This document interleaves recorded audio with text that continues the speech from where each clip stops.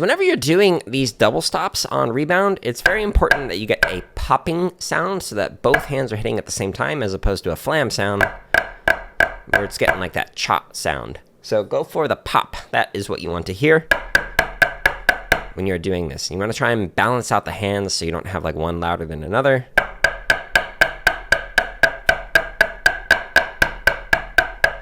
Okay, so that was kind of me shifting between right and then the left hand being too loud. You want to go for both hands, same height, same volume. Because you can have it so, like I was demonstrating earlier with the velocity, so that one hand is playing louder than another simply by changing how fast it's moving or how much you are squeezing the stick. So stay nice and loose.